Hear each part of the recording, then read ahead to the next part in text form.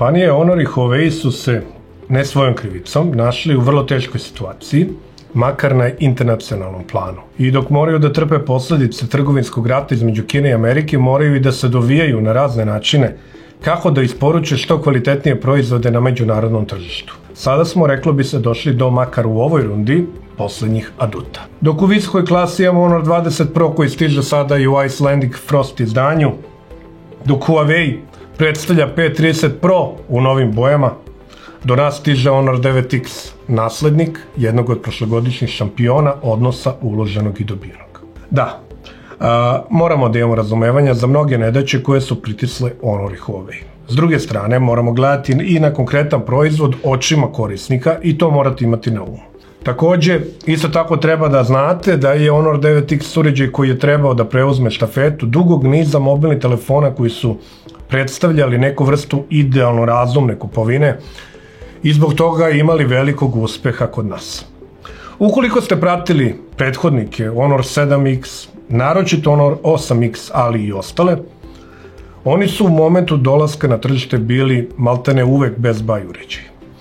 Da li je i Honor 9X u stanju da to bude pred navalom ogromnog broja kineskih proizvođača koji nude na izgled neverovatno puno po vrlo prihvatljivoj ceni? Teško. Na samom početku Honor je morao da se dovija kako bi ovom telefonu obezbedio Google Play servise. Da, ovaj telefon podržava Google software i u tom pogledu ne treba da imate nikakva strahovanja.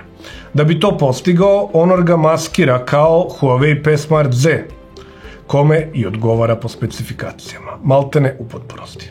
Tako je uspeo da za poznu jesen dobije još jedan telefon sa Google sertifikatom. No to istovremeno znači da će, kako stvari stoje u ovom trenutku, vrlo teško, ovo biti poslednji Honor telefon sa Google softwareom do daljnjeg. Stvari tako stoje. Sadržaj pakovanja ovog telefona je relativno standardan za ovu kategoriju uređaja. Ne zatičemo nikakve specijalne dodatke, ali nam je drago da, recimo, od njega dobijate silikonsku futrolu koja treba da štiti vaš mobilni telefon.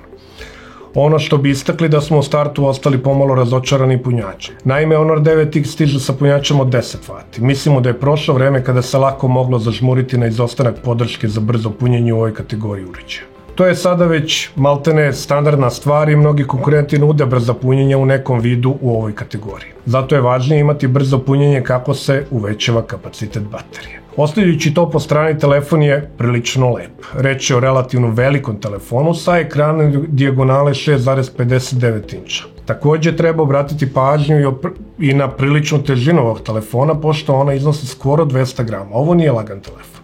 Stoga je jasno da ovo nije telefon za one koji preferiraju kompaktne modele, ali baš zato može da privuče one koji žele da imaju veliki telefon sa velikim ekranom. Plava boja u kojoj smo dobili telefon na test je prilično lepa i atraktivna, a svakako je daleko privlačnija od crnog modela. S tim u vezi jedna od razlika verzije namenjene evropskom tržištu je i u dizajnu.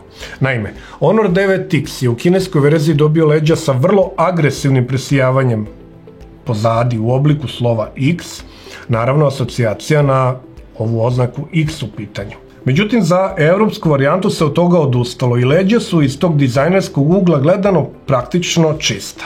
Postoje određena presijavanja, ali ne tako lako uočljiva, takođe u obliku slova X, ali ne može se baš na prvu primetiti. Trebalo je to da bude znatno vidljivije. I na leđima telefona nećete zateći nikakve suvišne elemente. U jednom od uglova je naravno modul sa 3 kamere, centralno je postavljen tradicionalni skener rotirska prsta, dok je na donjem delu leđa natpis Honor. Ekran prekriva praktično celu prednju površinu telefona, budući da ovaj telefon, baš kao i Huawei P Smart Z, ima motorizovanu prednju kameru. Pa tako na displeju nema nikakvih izreza. Izradi se nema šta prigovoriti, s prednje strane i zadnje naravno je upotrebljeno staklo, dok je između aluminijumski frame. Iako po običaju nema informacije o tome da li je reč o Gorilla Glass staklu, kakvim dosta konkurenata danas može da se pohvali, ako je po nekim iskustvima iz prethodnih godina reč, Honor 9X neće imati nikakvih problema po pitanju izdržljivosti. Bez obzira što recimo nema zvanični IP sertifikat.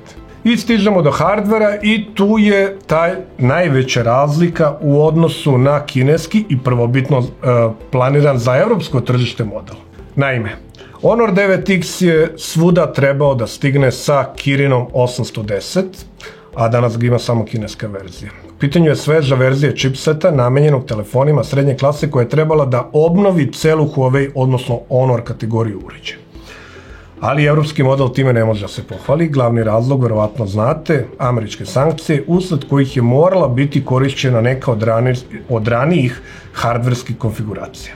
Drugim rečima, opet imamo starog poznanika, nakon prošlogodišnjih Honor 8X i Huawei P Smart telefona krajem prošle godine i početkom ove, kao i P30 Lite i Honor 20 Lite modela koji su se pojavili proletos, ponovo se družimo sa Kirin 710 chipsetom. Ovaj put u F varijanti koja se u suštini ne razlikuje mnogo od standardne verzije. I šta sada reći kada smo i pre 6 i pre 12 meseci rekli da bi nam koristio nešto brži chipset? Da se razumemo, nije Kirin 710F loš, daleko od toga. Ali mnogi su umeđu vremenu počeli da telefone ugrađuju dramatično brže chipsetove. Recimo, nedavno testirani Redmi Note 8 Pro ima daleko više nivo performansi u ovoj klasi. Godinu dana je zaista večnost u današnjoj mobilnoj industriji, naročito kada je hardware u pitanju. Konkurencija je danas nemilosrdna i svakako da bi bilo daleko bolje da smo na raspolaganju imali taj Kirin 810 s kojim bi bila potpuno druga priča. Ali tada realno ne bismo imali Google servise. Sve u svemu, Kirin 710 će pružiti sasvim dobre performanse prosječnom korisniku koji ne pati od toga da gleda koji chipset ima u telefonu. Pitanje je koliko će on to i osetiti u nekom normalnom radu. Što se tiče grafike, ista situacija, tim pre što ovaj chipset podržava standardno GPU turbo ubrzanje kojim se mogu pohvaliti Huawei i Honor telefoni. Samo pazite jer se tada telefon veoma puno greje, a i brže troši bateriju. Honor 9X stiže u konfiguraciji sa 4 GB RAM-a i 128 GB prostora za podatke. Raspolaže i on hibridnim dual SIM slotom, što znači da morate da birate između druge SIM kartice i eventualno proširenje memorije. Ukoliko se odlučite za ovo drugo, znajte da je podržano maksimalnih 512 GB. Mada ne verujemo da bilo ko od vas ima 512 GB tek tako na raspolaganju. Kada je softver u pitanju, Honor koristi standardnu kombinaciju Android 9 Pie sistema i EMUI 9.1 korisničkog interfejsa. O tome smo milion puta govorili, nema nikakvih posebnih izdvajanja ni ovde. Sistem radi lepo i brzo, vrlo lepo je optimizovan i možete se osloniti na njega. Više utisaka o softveru pročitajte u pisanom testu ovog uređaja na našem sajtu. Ekran je LTPS IPS tipa rezolucije 2340x1080 piksela. Okviri telefona su vrlo tanki, gotovo neprimetni i moramo da pohvalimo Honor u ovoj situaciji. Dijagonala, kao što rekao smo, 6,59 inča, ipak rezultuje povećim telefonom, mada možda ipak ne baš toliko velikim kako bi sugerisala dijagonala ekrana u nekim ranijim vremenima. Ipak je reč o telefonu sa 19,5:9 odnosom stranica, tako da u tom pogledu nema nekih većih problema. Takođe valja istaći da je stepen pokrivenosti prednje strane ekrana po specifikaciji proizvođača 91%, te da su softverske opcije za prilagođavanje i podešavanje ekrana brojne. I može vrlo lako da se desi da će vam biti neophodne, budući da ekran, barem po našem iskustvu, baš dosta vuče na hladni deo spektra. Što se zvuka tiče, situacija je manje više standardna. Telefon ima jedan zvučnik, nalazi se dole na donjem delu telefona. Standardne neke prosječne jačine, a tu je i famozni 3,5 mm konektor. Takođe, Honor, baš kao i Huawei, podržava histen zvučne efekte i prilagođavanje zvuka prema tipu i obliku bubica ili slušalica koje koristite. A da ne zaboravimo da pomenemo da je prisutan i FM radio. Što se baterije tiče, to je još jedno polje na kome Honor i Huawei standardno briljiraju. Međutim, ovog puta se barem na testiranju nisu pokazali u nekom naročitom rekordnom izdanju. Ovaj telefon stiže sa baterijom od 4000 mAh, ali nas tokom testiranja nije nešto naročito oduševio autonomijom. Nakon 10 sati YouTube reprodukcije ostali smo na nekih 26% baterije, što ga svrstava u neki prosek. Pa je neka realna procena upotrebe dan, eventualno dan i po. Zanimljivo nam je da smo skoro kod svih telefona sa Kirin 710 chipsetom na testiranjima bili neimpresionirani baterijama, mada su u realnoj upotrebi oni bili sasvim dovoljni korisnicima, tako da je moguće da je i ovde takav slučaj. Nažalost, ništa od brzog punjača, kao što smo rekli u uvodu ove recenzije. Honor isporučuje 10 W punjač koji puni bateriju preko USB-C porta. I najzad stižemo do kamera. Konfiguracija pa i tip kamera senzora su identični kao i kod recimo Huawei P30 Lite telefona. Prilikom testa tog telefona imali smo reči hvale za njihov glavni senzor, pa smo očekivali naravno će stvari biti dobre i ovog puta. Isto tako nismo imali baš puno reči hvale za pomoćne senzore i utisci su bukvalno identični. Kamera, softver je standardno dobar i kvalitetno osmišljen, isto kao i kod drugih Honor i Huawei telefona. Glavni senzor je quad Bayer tipa sa rezolucijom 48 megapiksela. Reč je o Sony MX582 senzoru koji podrazumevano snima u 12 megapiksela. Quad Bayer 4-in-1 koncept, poznata vam je već priča. A moguće je snimanje naravno u izvornih 48 megapiksela koje ne preporučujemo. Tu su još i ultra širokougolna kamera od 8 megapiksela čiji rezultate nisu nešto što će vas ostaviti bez daha. Mada su u suštini u proseku onoga što se nudi u ovoj klasi uređaja. A naravno tu je i senzor dubine od 2 megapiksela. Naravno implementirane su mogućnosti AI snimanja te noćnog snimanja sa poznatim preeksponiranim fotografijama. Rezultati su tipični za ovu kategoriju uređaja, pri solidnom svetlu bit će veoma dobri i moći ćete da napravite zaista vrlo lepe fotografije sa dosta detalja. Same fotografije su dosta oštre, tipično za ovog proizvođača.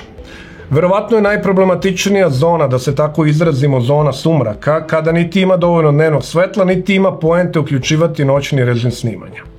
Jer ćete tada dobiti lošije rezultate i na neki način zaista ući u zonu sumraka.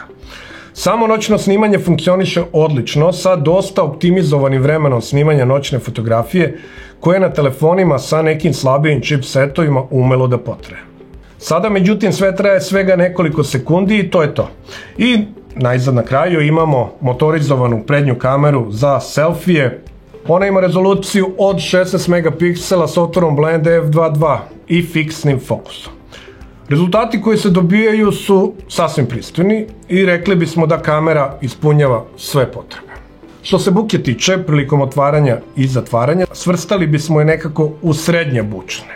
Nije potpuno tiha kao ona koju smo videli recimo na OnePlus 7 telefonima, ali isto tako ne pravi neku konkretnu buku i vrlo je verovatno da je nećete ni čuti osim ukoliko niste u potpuno tihoj prostoriji. Što se snimanja videa tiče, moglo je to i bolje. 1080p na raspolaganju, ništa od 4K snimanja, a boljke koje su tipične i pre bile za Honor i Huawei telefone niže klase i danas su prisutne. Honor 9X ne podržava nikakvu stabilizaciju i verovatno vam je već iz tog podatka jasno da je to u praksi veoma značajna stvar. Iako su boje prilično dobre kao i dinamika, prosto je nivo detalja nizak i što se tiče videa ne možemo ovom telefonu dati jednako dobre ocene kao kada je fotografija u pitanju. Ali naravno u pojedinim situacijama svakako će poslužiti. I na samom kraju stižemo do onoga što vas kao korisnike verovatno najviše zanima, cena. Cena Honora 9X koji bi trebalo narednih dana se nađe u prodaji iznosit će 33.999 dinara ili otprilike nekih 290 eura. Drugim rečima, Honor 9X je dalje pozicioniran u praktično istoj kategoriji kao i njegovi prethodnici, možda 10 eura jeftinije. Međutim, ti isti prethodnici su u ono vreme praktično dolazili na tržište kao Best Buy uređaji u najavi, što bi uglavnom i potvrđivali u samom startu. Bili su najbolje kupovina, a ako ne najbolja, onda svakako jedna od onih najrazumnijih. Da li je to i dalje tako? Pa rekli bismo da je Honor 9X i dalje razumna kupovina, ali je daleko od najbolje u ovoj kategoriji. Za godinu dana se toliko toga promenilo, a nažalost američke sankcije su doprinele da nova generacija telefona srednje klase koja stiže od kompanije Honor ipak bude na određeni način limitirana. Daleko od toga da će bilo ko biti razočaran kupovinom, ali postoje mnogi detalji koji bi trebali biti na višem nivou, jer tržište polako pritiska i iziskuje tako nešto. Da li je to nešto što će vas sprečiti u kupovini ili vam je najbitniji ukupan miks osobina gde Honor 9X i dalje može da vas privuče, ostavljamo vama da prosudite. Ono što znamo sa sigurnošću, za aktualni moment najmanje kriva kompanija Honor i kroz tu prizmu treba posmatrati ovaj telefon.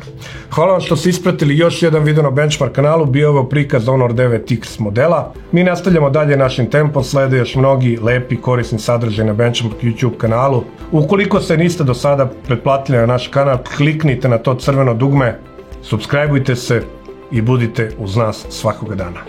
Imamo šta da vam ponudimo.